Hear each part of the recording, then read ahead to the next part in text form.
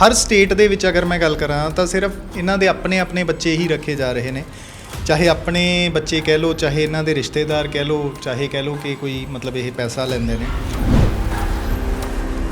ਔਰ ਕੋਈ 10 ਤੋਂ 15 ਹਜ਼ਾਰ ਬੱਚੇ ਦਾ ਪੇਪਰ ਨਹੀਂ ਸੀ ਭਰਿਆ ਗਿਆ ਔਰ 5-7 ਹਜ਼ਾਰ ਬੱਚੇ ਦੀ ਤੁਸੀਂ ਕਹਿ ਲਓ ਫੀਸ ਨਹੀਂ ਸੀ ਫਿਲ ਹੋਈ। ਔਰ ਅਸੀਂ ਪਟੀਸ਼ਨ ਵੀ ਫਾਈਲ ਕੀਤੀ ਜੋ ਕਿ ਸਾਨੂੰ ਕੋਸਟ ਦਾ ਥ੍ਰੈਟ ਦੇ ਕੇ ਜ਼ਬਰਦਸਤੀ ਵਿਡਰਾ ਕਰਵਾਈ ਗਈ।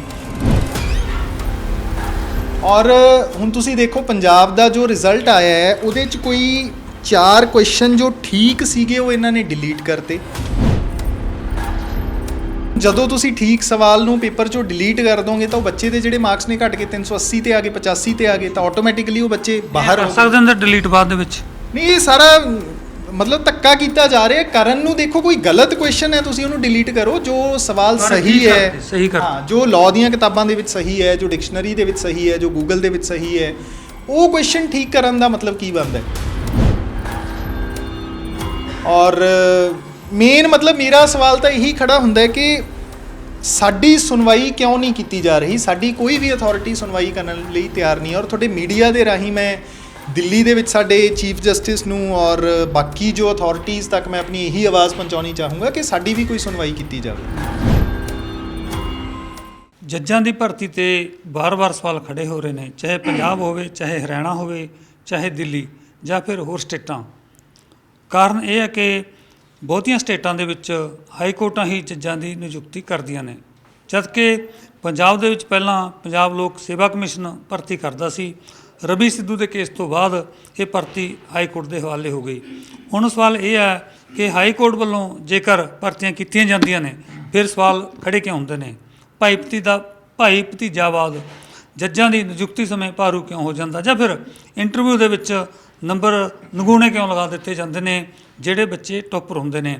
ਹੁਣ ਪੀੜਤ ਨੌਜਵਾਨ ਨੇ ਜਿਹੜੇ ਉਹ ਦਿੱਲੀ ਜੰਤਰ ਮੰਤਰ 'ਤੇ ਜਾ ਕੇ ਅਗਲੇ ਹਫ਼ਤੇ ਧਰਨਾ ਲਗਾਉਣ ਦੀ ਤਿਆਰੀ ਵਿੱਚ ਨੇ ਤਾਂ ਕਿ ਕੇਂਦਰ ਸਰਕਾਰ ਅਤੇ ਸਟੇਟਾਂ ਦੀਆਂ ਸਰਕਾਰਾਂ ਦੀਆਂ ਅੱਖਾਂ ਖੋਲ੍ਹੀਆਂ ਜਾ ਸਕਣ। ਮੇਰੇ ਨਾਲ ਨੇ ਹਰਿੰਦਰ ਹੈਰੀ, ਇਹਨਾਂ ਨਾਲ ਗੱਲ ਕਰਦੇ ਹਾਂ ਕਿ ਖੋਟ ਕਿੱਥੇ ਆ, ਕਮੀਆਂ ਕਿੱਥੇ ਨੇ ਜੱਜਾਂ ਦੀ ਭਰਤੀ ਨੂੰ ਲੈ ਕੇ। ਫਿਰ ਜੇਕਰ ਜੱਜ ਸਹੀ ਭਰਤੀ ਨਹੀਂ ਹੋਣਗੇ ਤਾਂ ਲੋਕਾਂ ਨੂੰ ਇਨਸਾਫ ਦੇਣ ਦੇ ਮਾਮਲੇ ਵਿੱਚ ਵੀ ਉਹਨਾਂ ਖਿਲਾਫ ਸਵਾਲ ਖੜੇ ਹੋ ਸਕਦੇ ਨੇ। ਗੱਲ ਕਰਦੇ ਹਾਂ ਹੈਰੀ ਨਾਲ। ਹੈਰੀ ਜੀ, ਕੀ ਮਾਮਲਾ ਇਹ ਜਿਹੜਾ ਤੁਸੀਂ ਪਹਿਲਾਂ ਵੀ ਕਈ ਵਾਰ ਮਾਮਲਾ ਉਠਾਇਆ, ਹੁਣ ਕੇਂਦਰ ਸਰਕਾਰ ਨੂੰ, ਪੰਜਾਬ ਸਰਕਾਰ ਨੂੰ ਕੀ ਕਹਿਣਾ ਚਾਹੋਗੇ ਤਾਂ ਕਿ ਘੱਟੋ ਘੱਟ ਸਟੇਟ ਦੀਆਂ ਜਿਹੜੀਆਂ ਸਰਕਾਰਾਂ ਨੇ ਉਹਨਾਂ ਦੀਆਂ ਅੱਖਾਂ ਖੋਲ੍ਹੀਆਂ ਜਾ ਸਕਣ? ਦੇਖੋ, ਕਹਿਣਾ ਤਾਂ ਜੀ ਮੈਂ ਇਹੀ ਚਾਹੂੰਗਾ ਕਿ ਪਿਛਲੇ 5 ਸਾਲਾਂ ਤੋਂ ਹਰ ਸਟੇਟ ਦੇ ਵਿੱਚ ਅਗਰ ਮੈਂ ਗੱਲ ਕਰਾਂ ਤਾਂ ਸਿਰਫ ਇਹਨਾਂ ਦੇ ਆਪਣੇ ਆਪਣੇ ਬੱਚੇ ਹੀ ਰੱਖੇ ਜਾ ਰਹੇ ਨੇ, ਚਾਹੇ ਆਪਣੇ ਬੱਚੇ ਕਹਿ ਲਓ, ਚਾਹੇ ਇਹਨਾਂ ਦੇ ਰਿਸ਼ਤੇਦਾਰ ਕਹਿ ਲਓ, ਚਾਹੇ ਕਹਿ ਲਓ ਕਿ ਕੋਈ ਮਤਲਬ ਇਹ ਪੈਸਾ ਲੈਂਦੇ ਨੇ। ਔਰ ਐਲੀਗੇਸ਼ਨਸ ਇਹ ਵੀ ਲੱਗਦੇ ਨੇ ਕਿ ਪੇਪਰ ਲੀਕ ਵੀ ਕੀਤੇ ਜਾਂਦੇ ਨੇ ਅਕੈਡਮੀਜ਼ ਦੇ ਰਾਹੀਂ, ਔਰ ਉਹ ਅਕੈਡਮੀਜ਼ ਟੈਸਟ ਦੇ ਵਿੱਚ ਕੁਐਸਚਨ ਪਾ ਕੇ ਬੱਚਿਆਂ ਨੂੰ ਕਰਵਾਉਂਦੀਆਂ ਨੇ। ਦਿੱਲੀ ਦੀਆਂ ਕੁਝ ਅਕੈਡਮੀਜ਼ ਨੇ, ਉਹਨਾਂ ਦੇ ਨਾਮ ਮੈਂ PM ਨੂੰ ਵੀ ਭੇਜੇ ਨੇ, ਮੈਂ ਚੀਫ ਜਸਟਿਸ ਨੂੰ ਵੀ ਭੇਜੇ। ਤੁਸੀਂ ਗੱਲ ਦੱਸਦੇ ਸੀ ਕਿ ਅਕੈਡਮੀਆਂ ਨੇ ਪਹਿਲਾਂ ਜਿਹੜੀ ਕੱਟ ਆਫ ਲਿਸਟ ਜਾਰੀ ਕਰ ਦਿੱਤੀ, ਜਿਹੜੇ ਬੈਂਚ ਬੱਚਿਆਂ ਦੇ ਕਮਰੇ ਸਾਰਾ ਕੁਝ ਪਹਿਲਾਂ ਹੀ ਦੱਸਤਾ ਸੀ, ਇਹ ਕੀ ਮਾਮਲਾ ਹੈ? ਇਹ ਪੰਜਾਬ ਦਾ ਪੇਪਰ ਸੀ ਜੀ, 22 ਜਨਵਰੀ ਨੂੰ ਪੇਪਰ ਹੋਣਾ ਸੀ ਔਰ ਕੋਈ 10 ਤੋਂ 15 ਹਜ਼ਾਰ ਬੱਚੇ ਦਾ ਪੇਪਰ ਨਹੀਂ ਸੀ ਭਰਿਆ ਗਿਆ ਔਰ 5-7 ਹਜ਼ਾਰ ਬੱਚੇ ਦੀ ਤੁਸੀਂ ਕਹਿ ਲਓ ਫੀਸ ਨਹੀਂ ਸੀ ਫਿਲ ਹੋਈ, ਕਿਉਂਕਿ PPSC ਦੀ ਵੈਬਸਾਈਟ ਦੇ ਵਿੱਚ ਟੈਕਨੀਕਲ ਗਲਿਚ ਆ ਗਿਆ ਸੀ। ਔਰ ਉਹਨੂੰ ਲੈ ਕੇ ਅਸੀਂ ਐਡਮਿਨਿਸਟ੍ਰੇਟਿਵ ਲੈਵਲ 'ਤੇ ਵੀ ਰਿਕੁਐਸਟ ਮਤਲਬ ਦਿੱਤੀ, ਅਸੀਂ CM ਪੰਜਾਬ ਨੂੰ ਵੀ ਦਿੱਤੀ, ਫਾਈਨਾਂਸ ਮਿਨਿਸਟਰ ਨੂੰ ਵੀ ਦਿੱਤੀ, ਐਜੂਕੇਸ਼ਨ ਮਿਨਿਸਟਰ ਨੂੰ ਵੀ ਦਿੱਤੀ, PPSC ਦੇ ਚੇਅਰਮੈਨ ਨੂੰ ਵੀ ਦਿੱਤੀ, ਪੰਜਾਬ ਹਰਿਆਣਾ ਹਾਈ ਕੋਰਟ ਦੇ ਚੀਫ ਜਸਟਿਸ ਨੂੰ ਵੀ ਦਿੱਤੀ। ਔਰ ਅਸੀਂ ਪਟੀਸ਼ਨ ਵੀ ਫਾਈਲ ਕੀਤੀ ਜੋ ਕਿ ਸਾਨੂੰ ਕੋਸਟ ਦਾ ਥ੍ਰੈਟ ਦੇ ਕੇ ਜ਼ਬਰਦਸਤੀ ਵਿਡਰਾ ਕਰਵਾਈ ਗਈ।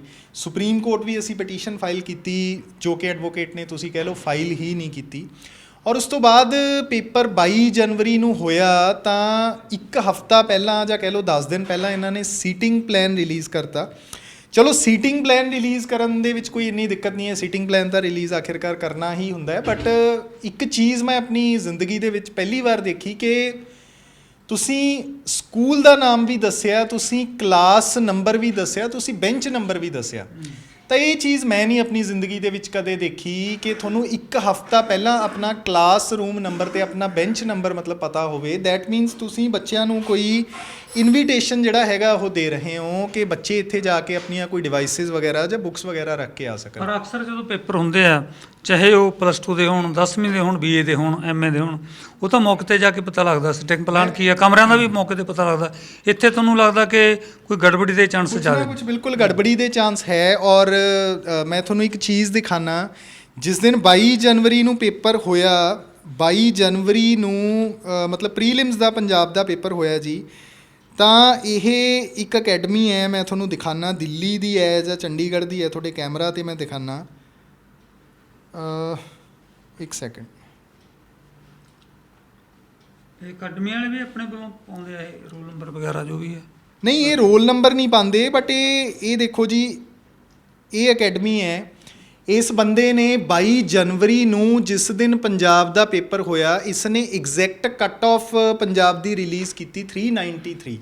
ਹੁਣ ਦੇਖੋ, ਅੰਦਾਜ਼ਾ ਲਗਾਉਣ ਨੂੰ ਤਾਂ ਕੱਟ ਆਫ ਦਾ ਤੁਸੀਂ ਵੀ ਲਗਾ ਸਕਦੇ ਹੋ, ਮੈਂ ਵੀ ਲਗਾ ਸਕਦਾ, ਸਾਰੀਆਂ ਅਕੈਡਮੀਜ਼ ਹੀ ਲਗਾਉਂਦੀਆਂ ਨੇ ਕਿ ਚਲੋ ਜੀ 350 ਤੋਂ 400, 450 ਜਿਹੜੀ ਅਥਾਰਟੀ ਲੈਂਦੀ ਹੈ ਉਹ ਰਿਲੀਜ਼ ਕਰਦੀ ਹੈ। ਇਹਨਾਂ ਨੇ ਆਪਣੇ ਲੈਵਲ ਤੇ ਕਿਵੇਂ ਇਹਨਾਂ ਨੇ ਆਪਣੇ ਲੈਵਲ ਤੇ ਐਗਜ਼ੈਕਟ ਕੱਟ ਆਫ ਰਿਲੀਜ਼ ਕੀਤੀ ਹੈ। ਦੈਟ ਮੀਨਸ ਇਹਨਾਂ ਦਾ ਨਾਮ ਵੀ ਅਸੀਂ ਚੀਫ ਜਸਟਿਸ ਕੋਲ ਵੀ ਭੇਜਿਆ, PM ਕੋਲ ਵੀ ਭੇਜਿਆ ਕਿ ਇਹਨਾਂ ਚੀਜ਼ਾਂ ਦੀ ਜਾਂਚ ਕੀਤੀ ਜਾਵੇ। ਦੈਟ ਮੀਨਸ ਹੋ ਸਕਦਾ ਹੈ ਕਿ ਇਹ ਅਕੈਡਮੀਜ਼ ਪੇਪਰ ਲੀਕ ਦੇ ਵਿੱਚ ਇਨਵੋਲਵਡ ਹੋਣ। ਔਰ ਹੁਣ ਤੁਸੀਂ ਦੇਖੋ, ਪੰਜਾਬ ਦਾ ਜੋ ਰਿਜ਼ਲਟ ਆਇਆ ਹੈ, ਉਹਦੇ 'ਚ ਕੋਈ 4 ਕੁਐਸਚਨ ਜੋ ਠੀਕ ਸੀਗੇ ਉਹ ਇਹਨਾਂ ਨੇ ਡਿਲੀਟ ਕਰਤੇ। ਬੱਚਿਆਂ ਨੇ ਚਲੋ ਪਟੀਸ਼ਨ ਫਾਈਲ ਕੀਤੀ ਹੈ ਕਿ ਜੀ ਤੁਸੀਂ ਕੁਐਸਚਨ ਡਿਲੀਟ ਕਿਉਂ ਕੀਤੇ ਨੇ, ਤਾਂ ਉਹ ਪਟੀਸ਼ਨ ਨੂੰ ਸੁਣਨ ਲਈ ਇਹਨਾਂ ਨੇ 29 ਮਈ ਦੀ ਡੇਟ ਰੱਖੀ ਹੈ। ਔਰ ਉਸ ਤੋਂ ਬਾਅਦ 2 ਜੂਨ ਦੀ ਇਹਨਾਂ ਨੇ ਮੇਨਸ ਦੇ ਪੇਪਰ ਦੀ ਡੇਟ ਰੱਖੀ ਹੈ, ਜਦ ਕਿ ਸੁਪਰੀਮ ਕੋਰਟ ਦੀ ਗਾਈਡਲਾਈਨ ਇਹ ਕਹਿੰਦੀ ਹੈ ਕਿ ਅਗਰ ਤੁਸੀਂ ਕੋਈ ਨਵੇਂ ਬੱਚੇ, ਜਿਸ ਤਰ੍ਹਾਂ ਹੁਣ ਮੰਨ ਲਓ 4 ਕੁਐਸਚਨ ਜੋ ਡਿਲੀਟ ਕੀਤੇ ਨੇ ਉਹ ਠੀਕ ਹੋ ਜਾਂਦੇ ਨੇ, ਤਾਂ ਕੁਝ ਨਵੇਂ ਬੱਚੇ ਮੇਨਸ ਲਈ ਕੁਆਲੀਫਾਈ ਕਰਨਗੇ। ਤਾਂ ਡਿਲੀਟ ਕਰਨ ਦਾ ਮਤਲਬ ਕੀ ਮੀਨਿੰਗ ਹੈ? ਡਿਲੀਟ ਕਰਕੇ ਕੀ ਨੁਕਸਾਨ ਹੋਏਗਾ ਬੱਚਿਆਂ ਨੂੰ ਉਸ ਡਿਲੀਟ ਕਰਨ ਦਾ? ਦੇਖੋ, ਹੁਣ ਜਿਵੇਂ ਸਪੋਜ਼ ਕਰੋ ਕਿਸੇ ਬੱਚੇ ਨੇ ਪੇਪਰ ਦਿੱਤਾ, ਉਹ ਬਿਲਕੁਲ ਵਰਸ਼ 'ਤੇ ਖੜਾ ਸੀ, 393 ਉਹਦੇ ਮਾਰਕਸ ਸੀ। ਹੁਣ ਜਦੋਂ ਤੁਸੀਂ ਠੀਕ ਸਵਾਲ ਨੂੰ ਪੇਪਰ 'ਚੋਂ ਡਿਲੀਟ ਕਰ ਦੋਗੇ ਤਾਂ ਉਹ ਬੱਚੇ ਦੇ ਜਿਹੜੇ ਮਾਰਕਸ ਨੇ ਘਟ ਕੇ 380 ਤੇ ਆ ਗਏ, 85 ਤੇ ਆ ਗਏ, ਤਾਂ ਆਟੋਮੈਟਿਕਲੀ ਉਹ ਬੱਚੇ ਬਾਹਰ ਕਰ ਸਕਦੇ ਹੁੰਦੇ ਡਿਲੀਟ ਬਾਅਦ ਦੇ ਵਿੱਚ?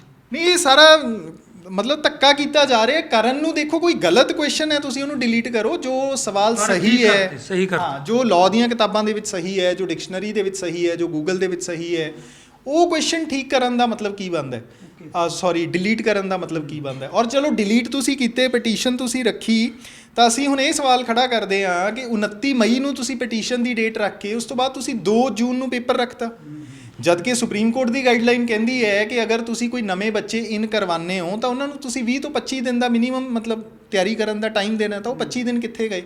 ਦੈਟ ਮੀਨਸ ਤੁਹਾਡੀ ਮਨਸ਼ਾ ਸਾਫ਼ ਹੈ ਕਿ ਤੁਸੀਂ ਪਟੀਸ਼ਨ ਨੂੰ ਚੱਕ ਕੇ ਸਿੱਟ ਦੇਣਾ, ਜਿਵੇਂ ਤੁਸੀਂ ਪਹਿਲਾਂ ਸਾਡੀਆਂ ਪਟੀਸ਼ਨ ਸਿੱਟੀਆਂ ਨੇ, ਜਾਂ ਤੁਸੀਂ ਮਤਲਬ ਪਟੀਸ਼ਨ ਸਾਡੀ ਵਿਡਰੋ ਕਰਵਾ ਦੇਣੀ ਕਿ ਤੁਸੀਂ ਨਵੇਂ ਬੱਚੇ ਇਨ ਕਰਨੇ ਹੀ ਨਹੀਂ ਹੈ। ਤੁਹਾਡਾ ਮਤਲਬ ਤੁਹਾਡੀ ਮਨਸ਼ਾ ਹੀ ਹੈ ਕਿ ਅਸੀਂ 2 ਜੂਨ ਨੂੰ ਪੇਪਰ ਲੈਣਾ ਹੈ। ਕੀ ਲੱਗਦਾ ਕਿ ਗੜਬੜ ਕਿੱਥੇ ਹੈ? ਮਤਲਬ ਜਿਹੜੀਆਂ ਅਕੈਡਮੀਆਂ ਕਰਾਉਂਦੀਆਂ ਨੇ, ਜਾਂ ਫਿਰ ਕੋਈ ਪੇਪਰ ਲੈਣ ਵਾਲਿਆਂ 'ਚ ਗੜਬੜ ਆ, ਜਾਂ ਫਿਰ ਕੋਈ ਹਾਈ ਲੈਵਲ ਤੇ ਕੋਈ ਮਾਫੀਆ ਬਣ ਗਿਆ ਕਿ ਆਪਣੇ ਬੰਦੇ ਭਰਤੀ ਕਰਨੇ? ਮਾਫੀਆ ਵਾਲੀ ਗੱਲ ਹੀ ਹੈ ਜੀ, ਔਰ ਇਹ ਕਾਫੀ ਵੱਡਾ ਮਤਲਬ ਤੁਸੀਂ ਇਹਨੂੰ ਮਾਫੀਆ ਕਹਿ ਸਕਦੇ ਹੋ, ਜੋ ਜੰਮੂ ਤੋਂ ਲੈ ਕੇ ਕੰਨਿਆ ਕੁਮਾਰੀ ਤੱਕ ਚੱਲ ਰਿਹਾ ਹੈਗਾ। ਹਰ ਹਾਈ ਕੋਰਟ ਦੇ ਵਿੱਚ ਚੱਲ ਰਿਹਾ ਹੈਗਾ, ਹਰ ਸਟੇਟ ਦੇ ਵਿੱਚ ਚੱਲ ਰਿਹਾ ਹੈਗਾ।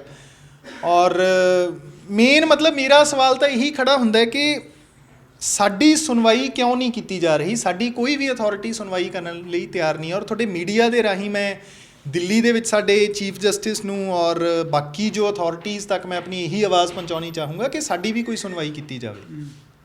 ਤੇ ਇਸ ਲਈ ਕਿੱਥੇ ਕਿੱਥੇ ਤੁਸੀਂ ਪਹੁੰਚ ਕੀਤੀ ਆ? ਕਿੰਨਾਂ ਨੂੰ ਆਪਣਾ ਦੁੱਖ ਦੱਸਣਾ ਚਾਹੁੰਦੇ? ਪਹੁੰਚ ਤਾਂ ਅਸੀਂ ਸਾਰੀ ਅਥਾਰਟੀਜ਼ 'ਚ ਕੀਤੀ ਹੈ। ਅਸੀਂ ਜਿਵੇਂ ਹੁਣ ਅਗਰ ਮੈਂ ਤੁਹਾਨੂੰ ਹਰਿਆਣਾ ਦੀ ਗੱਲ ਦੱਸਾਂ ਤਾਂ 4 ਪਟੀਸ਼ਨਸ ਅਸੀਂ ਸੁਪਰੀਮ ਕੋਰਟ ਫਾਈਲ ਕੀਤੀਆਂ ਸੀ, ਜੋ ਚਾਰੋਂ 5-5 ਸੈਕਿੰਡ ਦੇ ਵਿੱਚ ਡਿਸਮਿਸ ਕਰ ਦਿੱਤੀਆਂ ਗਈਆਂ। ਔਰ 4 ਪਟੀਸ਼ਨਸ ਹੀ ਅਸੀਂ Punjab and Haryana high court ਦੇ ਵਿੱਚ ਫਾਈਲ ਕੀਤੀਆਂ ਸੀ, ਜੋ ਕਿ ਜਿਨ੍ਹਾਂ ਦੀ 1 ਸਾਲ ਦੀ ਡੇਟ ਪਾ ਦਿੱਤੀ ਗਈ। 1 ਸਾਲ ਦੀ ਡੇਟ ਪਾਉਣ ਦਾ ਮਤਲਬ ਹੈ ਕਿ ਤੁਸੀਂ ਸਾਨੂੰ ਸੁਣਨ ਦੇ ਵਿੱਚ ਇੰਟਰਸਟਿਡ ਨਹੀਂ ਹੋ। ਤਾਂ ਫਿਰ ਤੋਂ ਉਹੀ ਸਵਾਲ ਖੜਾ ਹੁੰਦਾ ਹੈ ਕਿ ਗੱਲ ਤਾਂ ਦੇਖੋ, ਅਸੀਂ ਚਿੱਠੀਆਂ ਲਿਖੀਆਂ, ਲੈਟਰਸ ਲਿਖੀਆਂ, ਮੈਂ ਵੀ ਲਿਖੀਆਂ, ਬੱਚਿਆਂ ਨੇ ਹੋਰ ਵੀ ਲਿਖੀਆਂ, ਬੱਚੇ ਮਿਲ ਕੇ ਵੀ ਆਏ ਨੇ। ਕੋਸ਼ਿਸ਼ ਤਾਂ ਦੇਖੋ ਚੱਲ ਰਹੀ ਹੈ, ਜੰਗ ਤਾਂ ਜਾਰੀ ਹੈ। ਬਟ ਹੁਣ ਅਸੀਂ ਅਗਲੇ ਹਫਤੇ ਕੋਸ਼ਿਸ਼ ਕਰਾਂਗੇ। ਮੇਰੀ ਕੋਸ਼ਿਸ਼ ਇਹ ਹੋਊਗੀ ਕਿ ਮੈਂ ਕੋਈ 5-7 ਹਜ਼ਾਰ ਬੱਚਾ ਨਾਲ ਲੈ ਕੇ ਜਾਵਾਂ। ਪਹਿਲਾਂ 1000 ਨਹੀਂ, ਚਲੋ ਦੇਖੋ, ਕੋਸ਼ਿਸ਼ ਤਾਂ ਸਾਡੀ 15,000 ਦੀ ਵੀ ਹੈ, 20 ਦੀ ਵੀ ਹੈ, ਡਿਪੈਂਡ ਕਰਦਾ ਕਿ ਬੱਚੇ ਜਾਂਦੇ ਕਿੰਨੇ ਨੇ। ਪੀੜਤ ਕਿੰਨੇ ਹੋਣਗੇ ਬੱਚੇ? ਪੀੜਤ ਤਾਂ ਪੂਰੇ ਇੰਡੀਆ ਦੇ ਕੋਈ 10 ਤੋਂ 15 ਲੱਖ ਬੱਚੇ ਨੇ। ਓਕੇ। ਬਟ ਗੱਲ ਹੁਣ ਇਹ ਹੈ ਕਿ ਬੱਚੇ ਥੋੜਾ ਆਪਣੇ ਕੈਰੀਅਰ ਨੂੰ ਲੈ ਕੇ ਵੀ ਡਰਦੇ ਨੇ, ਬੱਚੇ ਥੋੜਾ ਜੱਜਿਸ ਤੋਂ ਵੀ ਡਰਦੇ ਨੇ, ਕਿਉਂਕਿ ਜਿਵੇਂ ਮੈਂ ਤੁਹਾਨੂੰ ਪਹਿਲਾਂ ਦੱਸ ਚੁੱਕਿਆ ਕਿ ਜਿਸ ਤਰ੍ਹਾਂ ਮੈਂ ਤੁਹਾਨੂੰ ਐਗਜ਼ਾਮਪਲ ਦਿੰਨਾ ਕਿ ਅਗਰ ਕੋਈ ਕੁਐਸਚਨ ਗਲਤ ਹੋ ਜਾਂਦਾ ਹੈ ਔਰ ਬੱਚੇ ਉਸ ਕੁਐਸਚਨ ਨੂੰ ਲੈ ਕੇ ਕੋਈ ਪਟੀਸ਼ਨ ਫਾਈਲ ਕਰਦੇ ਨੇ, ਤਾਂ ਉਹਨਾਂ ਤੋਂ ਬੱਚਿਆਂ ਤੋਂ ਇੰਟਰਵਿਊ ਦੇ ਵਿੱਚ ਇਦਾਂ ਦੇ ਸਵਾਲ ਪੁੱਛੇ ਜਾਂਦੇ ਨੇ ਕਿ ਤੁਸੀਂ ਸਾਡੇ ਅਗੇਂਸਟ ਪਟੀਸ਼ਨ ਕਿਉਂ ਫਾਈਲ ਕੀਤੀ। ਕਹਿਣ ਦਾ ਮਤਲਬ ਇੱਕ ਗੁੰਡਾਗਰਦੀ ਵਾਲਾ ਮਾਹੌਲ ਜਿਹੜਾ ਹੈਗਾ ਉਹ ਬਣਾਇਆ ਹੋਇਆ। ਤਾਂ ਦੇਖੋ, ਮੈਂ ਤਾਂ ਇਹ ਕਹਿਣਾ ਚਾਹੂੰਗਾ, ਸਾਡੇ ਚੀਫ ਜਸਟਿਸ ਨੂੰ ਇਹ ਕਹਿਣਾ ਚਾਹੂੰਗਾ ਕਿ ਇੰਡੀਆ ਵਰਗੀ ਡੈਮੋਕ੍ਰੇਸੀ ਦੇ ਵਿੱਚ ਜੱਜਿਸ, ਮਤਲਬ ਜਿੱਥੇ ਲੋਕ ਜੱਜਿਸ ਨੂੰ ਇੱਕ ਭਗਵਾਨ ਦੇ ਰੂਪ ਦੇ ਵਿੱਚ ਦੇਖਦੇ ਨੇ, ਤਾਂ ਉਹਨਾਂ ਨੂੰ ਇਦਾਂ ਗੁੰਡਾਗਰਦੀ ਬੱਚਿਆਂ ਦੇ ਨਾਲ ਨਹੀਂ ਕਰਨੀ ਚਾਹੀਦੀ।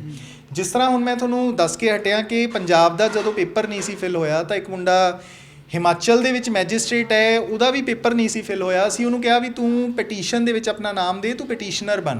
ਤਾਂ ਉਹ ਕਹਿੰਦਾ ਜੀ ਮੈਨੂੰ ਤਾਂ ਇਹ ਕਹਿੰਦਾ ਨੌਕਰੀ ਤੋਂ ਸਸਪੈਂਡ ਕਰ ਦੇਣਗੇ। ਹਾਂ, ਜੰਤਰ ਮੰਤਰ ਜਿਹੜਾ ਤੁਸੀਂ ਧਰਨਾ ਲਾਉਣ ਜਾ ਰਹੇ ਹੋ ਉਹ ਕਿਸ ਤਰ੍ਹਾਂ ਦਾ ਹੋਏਗਾ, ਕਿਹਦੇ ਖਿਲਾਫ ਤੁਸੀਂ ਦੇਣ ਜਾ ਰਹੇ ਧਰਨਾ? ਦੇਖੋ, ਅਸੀਂ ਦਿੱਲੀ ਦੇ ਵਿੱਚ ਸਾਰੀ ਅਥਾਰਟੀਜ਼ ਦੇ ਅਗੇਂਸਟ ਹੀ ਧਰਨਾ ਦੇਵਾਂਗੇ। ਅਸੀਂ ਕੋਰਟਸ ਦੇ ਅਗੇਂਸਟ ਵੀ ਦੇਵਾਂਗੇ, ਅਸੀਂ PM ਦੇ ਅਗੇਂਸਟ ਵੀ ਦੇਵਾਂਗੇ, ਅਸੀਂ ਲਾਅ ਮਿਨਿਸਟਰ ਦੇ ਅਗੇਂਸਟ ਵੀ ਦੇਵਾਂਗੇ।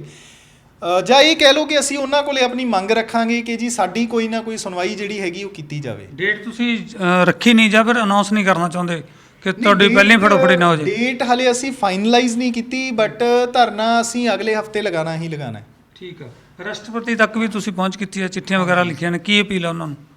ਉਹਨਾਂ ਨੂੰ ਇਹੀ ਅਪੀਲ ਹੈ ਜੀ ਕਿ ਦੇਖੋ, ਅਗਰ ਫਿਊਚਰ ਦੇ ਜੱਜਿਸ ਦੀ ਹੀ ਸੁਣਵਾਈ ਨਹੀਂ ਹੋ ਰਹੀ ਜਾਂ ਅੱਜ ਦੇ ਵਕੀਲਾਂ ਦੀ ਸੁਣਵਾਈ ਨਹੀਂ ਹੋ ਰਹੀ, ਤਾਂ ਇੱਕ ਆਮ ਬੰਦਾ, ਇੱਕ ਆਮ ਨਾਗਰਿਕ, ਇੱਕ ਆਮ ਹਿੰਦੁਸਤਾਨੀ ਇਸ ਦੇਸ਼ ਦੇ ਵਿੱਚ ਕੋਰਟਾਂ ਤੋਂ ਕੀ ਉਮੀਦ ਕਰੇਗਾ।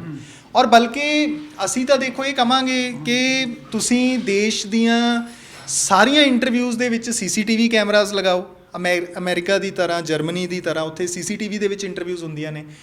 ਜਿਸ ਤਰ੍ਹਾਂ ਅਮਰੀਕਾ, ਮੇਰੇ ਇੱਕ ਦੋਸਤ ਨਾਲ ਗੱਲ ਹੋਈ, ਮੈਂ ਉਹਨੂੰ ਦੱਸਿਆ, ਮੈਂ ਕਿਹਾ ਵੀ ਮੇਰੀ ਫਰੈਂਡ ਹੈ ਬਠਿੰਡਾ ਤੋਂ, ਲਾਅ ਦੇ ਵਿੱਚੋਂ 골ਡ ਮੈਡਲਿਸਟ ਹੈ, 5 ਤੋਂ 6 ਮੇਨਸ ਉਹ ਕਲੀਅਰ ਕਰ ਚੁੱਕੀ ਹੈ ਔਰ 6 ਨੰਬਰ ਉਹਨੂੰ 200 ਨੰਬਰ ਦੇ ਵਿੱਚੋਂ ਦਿੱਤੇ ਨੇ। ਤਾਂ ਉਹ ਮੁੰਡਾ ਹੱਸਣ ਲੱਗ ਗਿਆ, ਕਹਿੰਦਾ ਵੀ 6 ਨੰਬਰ ਤਾਂ ਅਗਰ ਇੱਕ ਰਿਕਸ਼ਾ ਚਲਾਉਣ ਵਾਲਾ ਵੀ ਇੰਟਰਵਿਊ ਦੇਣ ਚਲਾ ਜਾਵੇ 200 ਚੋਂ 6 ਨੰਬਰ ਉਹਨੂੰ ਵੀ ਮਿਲ ਜਾਣਗੇ। ਤਾਂ ਅਸੀਂ ਕਹਿੰਦੇ ਪਹਿਲੀ ਗੱਲ, ਤੁਸੀਂ 200 ਨੰਬਰ ਦੀ ਇੰਟਰਵਿਊ ਹੀ ਕਿਉਂ ਰੱਖੀ ਹੈ? ਤੁਸੀਂ 50 ਨੰਬਰ ਦੀ ਇੰਟਰਵਿਊ ਰੱਖੋ ਵੱਧੋ ਵੱਧ, ਔਰ ਇੰਟਰਵਿਊ ਦੇ ਵਿੱਚ ਤੁਸੀਂ CCTV ਕੈਮਰਾਜ਼ ਲਗਾਓ, ਤੁਸੀਂ ਰਿਕਾਰਡਰ ਲਗਾਓ, ਤਾਂ ਕਿ ਅਗਰ ਇੱਦਾਂ ਦੀ ਕੋਈ ਐਲੀਗੇਸ਼ਨ ਆਉਂਦੀ ਹੈ, ਕੋਈ ਇੱਦਾਂ ਦੀ ਡਿਸਕ੍ਰਿਪੈਂਸੀ ਆਉਂਦੀ ਹੈ, ਆਪਾਂ ਵਿਦ ਮਤਲਬ video recording, with sound recording, ਆਪਾਂ ਉਹਨੂੰ ਕੋਰਟ ਦੇ ਵਿੱਚ ਲੈ ਕੇ ਜਾ ਕੇ ਜਾਂ ਪ੍ਰੈਜ਼ੀਡੈਂਟ ਕੋਲੇ ਲੈ ਕੇ ਜਾ ਕੇ ਆਪਾਂ ਕਿਤੇ ਰੱਖ ਸਕੀਏ। ਔਰ ਅਸੀਂ ਤਾਂ ਇਹ ਵੀ ਚਾਹੁੰਦੇ ਹਾਂ ਕਿ ਤੁਸੀਂ ਹਰ ਮਤਲਬ ਸੁਪਰੀਮ ਕੋਰਟ ਤੋਂ ਲੈ ਕੇ ਥੱਲੇ ਦੀਆਂ ਕੋਰਟਾਂ ਤੱਕ ਤੁਸੀਂ ਸਾਰੀਆਂ ਪ੍ਰੋਸੀਡਿੰਗਸ ਨੂੰ ਵਰਚੁਅਲ ਬਣਾਓ, ਤਾਂ ਕਿ ਲੋਕਾਂ ਨੂੰ ਕੋਰਟ ਜਾਣ ਦੀ ਹੀ ਜ਼ਰੂਰਤ ਨਾ ਪਵੇ। ਬਿਲਕੁਲ, ਜ਼ਿਆਦਾ ਜਿਹੜੀ ਗੜਬੜ ਹੁੰਦੀ ਹੈ ਘੱਟ ਨੰਬਰਾਂ ਕਾਰਨ ਹੁੰਦੀ ਹੈ ਜਾਂ ਫਿਰ ਹੋਰ ਵੀ ਕਾਰਨ ਕੋਈ ਨਹੀਂ? ਦੇਖੋ, ਗੜਬੜ ਇਹੀ ਹੈ ਕਿ ਇੰਟਰਵਿਊ ਦੇ ਨੰਬਰ ਘੱਟ ਦਿੱਤੇ ਨਹੀਂ, ਪਹਿਲਾਂ ਮੇਨਸ ਦੇ ਵਿੱਚ ਵੀ ਗੜਬੜ ਕੀਤੀ ਜਾਂਦੀ ਹੈ।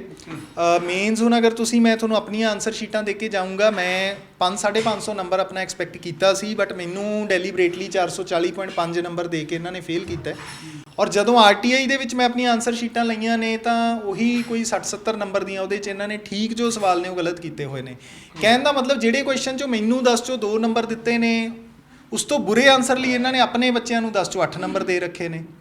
ਇਹਦਾ ਮਤਲਬ ਪੇਪਰ ਚੈਕਿੰਗ ਕਰਨ ਵਾਲੇ ਵੀ ਗੜਬੜ ਕਰਦੇ ਨੇ? ਪੇਪਰ ਚੈਕਿੰਗ ਕਰਨ ਵਾਲੇ ਹੀ ਗੜਬੜ ਕਰਦੇ ਨੇ। ਔਰ ਪਹਿਲਾਂ ਪੇਪਰ ਚੈਕਿੰਗ ਦੇ ਵਿੱਚ ਗੜਬੜ ਹੁੰਦੀ ਹੈ, ਫਿਰ ਉਸ ਤੋਂ ਬਾਅਦ ਇੰਟਰਵਿਊ ਦੇ ਵਿੱਚ ਆਪਦੇ ਚਹੇਤਿਆਂ ਨੂੰ, ਹੁਣ ਅਗਰ ਮੈਂ ਤੁਹਾਨੂੰ ਗੱਲ ਕਰਾਂ, ਮੈਂ ਜਿਸ ਅਕੈਡਮੀ ਦੇ ਵਿੱਚ ਪੜ੍ਹਿਆ, ਮੈਂ ਪਿਛਲੇ 5 ਸਾਲ ਤੋਂ ਮੈਂ ਇਕੱਲੇ ਬੱਚੇ ਨੂੰ ਜਾਣਦਾ।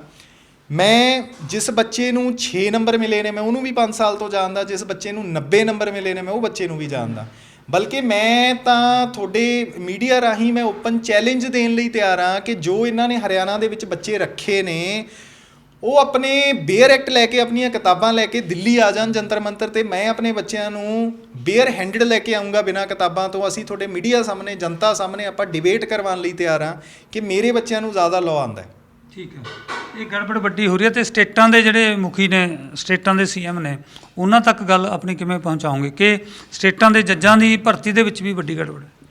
ਦੇਖੋ, ਉਹਨਾਂ ਤੱਕ ਅਸੀਂ ਚਿੱਠੀਆਂ ਉਹਨਾਂ ਨੂੰ ਲਿਖੀਆਂ ਨੇ, ਮਿਲਣ ਦੀ ਕੋਸ਼ਿਸ਼ 2-3 ਵਾਰ ਕੀਤੀ ਗਈ ਹੈ, ਬਟ ਮੇਰੇ ਖਿਆਲ ਇਲੈਕਸ਼ਨ ਸ਼ਡਿਊਲ ਕਰਕੇ ਅਸੀਂ CM ਪੰਜਾਬ ਨੂੰ ਨਹੀਂ ਮਿਲ ਸਕੇ।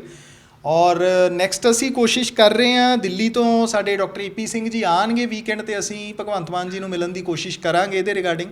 ਔਰ ਅਸੀਂ ਗਵਰਨਰ ਪੰਜਾਬ ਨੂੰ ਵੀ ਮਿਲਣ ਦੀ ਕੋਸ਼ਿਸ਼ ਕਰਾਂਗੇ। ਔਰ ਦਿੱਲੀ ਜਾ ਕੇ ਫਿਰ ਮੈਂ ਤੁਹਾਨੂੰ ਉਹੀ ਦੱਸਿਆ ਹੀ ਹੈ ਕਿ ਅਸੀਂ ਧਰਨਾ ਵੀ ਦੇਵਾਂਗੇ, ਸਾਰੀ ਅਥਾਰਟੀਜ਼ ਨੂੰ ਮਿਲਣ ਦੀ ਕੋਸ਼ਿਸ਼ ਵੀ ਕਰਾਂਗੇ, ਔਰ ਅਗਰ ਸਾਨੂੰ ਨਹੀਂ ਮਿਲਣ ਦਿੱਤਾ ਜਾਏਗਾ ਤਾਂ ਫਿਰ ਅਸੀਂ ਘਿਰਾਓ ਕਰਨ ਤੋਂ ਵੀ ਪਿੱਛੇ ਨਹੀਂ ਹਟਾਂਗੇ। ਠੀਕ ਹੈ। ਸੋ ਇਸ ਸਾਨੂੰ ਮਿਸਟਰ ਹਰੀ ਜਿਨ੍ਹਾਂ ਨੇ ਸਪਸ਼ਟ ਕਿਹਾ ਕਿ ਜੱਜਾਂ ਦੀ ਭਰਤੀ ਦੇ ਵਿੱਚ ਵੱਡੀਆਂ ਗੜਬੜੀਆਂ ਹੁੰਦੀਆਂ ਨੇ, ਇੰਟਰਵਿਊ ਵੇਲੇ ਘੱਟ ਨੰਬਰ ਲਗਾਏ ਜਾਂਦੇ ਨੇ, ਜਦ ਕਿ ਟੋਪਰ ਬੱਚੇ ਹੁੰਦੇ ਨੇ ਉਹਨਾਂ ਦੇ ਪੱਲੇ ਨਿਰਾਸਤਾ ਪੈਂਦੀ ਹੈ। ਪੇਪਰ ਚੈਕਿੰਗ ਕਰਨ ਵੇਲੇ ਵੀ ਗੜਬੜ ਕੀਤੀ ਜਾਂਦੀ ਹੈ। ਸੋ ਵੱਡੇ ਸਵਾਲ ਖੜੇ ਹੋਏ ਨੇ ਕਿ ਜੱਜਾਂ ਦੀ ਭਰਤੀ ਦੇ ਵਿੱਚ ਭਾਈ ਭਤੀਜਾਵਾਦ ਕਿਉਂ ਚੱਲਦਾ ਹੈ, ਜਾਂ ਫਿਰ ਕੋਈ ਹੋਰ ਕਾਰਨ ਹੈ। ਹੋ ਸਕਦਾ ਪੈਸਾ ਵੀ ਚੱਲਦਾ ਹੋਵੇ। ਇੱਕ ਵੱਡਾ ਰੈਕਟ ਆ ਜਿਹਦਾ ਭਾਂਡਾ ਫੋੜ ਕਰਨ ਦੀ ਕੋਸ਼ਿਸ਼ ਇਹ ਨੌਜਵਾਨ ਕਰ ਰਹੇ ਨੇ, ਪਰ ਕੁਝ ਪੇਪਰ ਦੇਣ ਵਾਲੇ ਉਮੀਦਵਾਰ ਜਿਨ੍ਹਾਂ ਨੂੰ ਨੁਕਸਾਨ ਪਹੁੰਚਦਾ ਉਹ ਅੱਗੇ ਨਹੀਂ ਆ ਰਹੇ ਉਸ ਲੈਵਲ 'ਤੇ। ਸੋ ਉਹਨਾਂ ਨੂੰ ਵੀ ਸਾਡੀ ਅਪੀਲ ਆ ਕਿ ਜੇਕਰ ਤੁਹਾਡੇ ਨਾਲ ਕੋਈ ਧੱਕਾ ਹੋਇਆ, ਜੇਕਰ ਤੁਸੀਂ ਆਪਣੀ ਆਵਾਜ਼ ਉਠਾਓਗੇ ਤਾਂ ਜੋ ਲੋਕਾਂ ਦੀ ਹਮਦਰਦੀ ਤੁਹਾਡੇ ਨਾਲ ਆਏਗੀ, ਅਤੇ ਹੋ ਸਕਦਾ ਤੁਹਾਡਾ ਕਾਫਲਾ ਵੱਧ ਜਾਵੇ ਅਤੇ ਇਸ ਠੱਗੀ ਠੋਰੀ ਖਿਲਾਫ, ਇਸ ਬੇਈਮਾਨੀ ਖਿਲਾਫ ਤੁਹਾਡੀ ਆਵਾਜ਼ ਹੋਰ ਵੱਡੀ ਹੋ ਸਕੇ। ਸੋ ਦੇਖਦੇ ਹਾਂ ਜੰਤਰ ਮੰਤਰ 'ਤੇ ਧਰਨਾ ਜੋ ਹੋਣ ਜਾ ਰਿਹਾ ਉਹਦਾ ਕੀ ਅਸਰ ਹੋਏਗਾ। ਕੈਮਰਾਮੈਨ ਅਮਨ ਦੇ ਨਾਲ ਦਰਸ਼ਨ ਸਿੰਘ ਖੋਖਰ, SS ਨਗਰ, ਮੋਹਾਲੀ।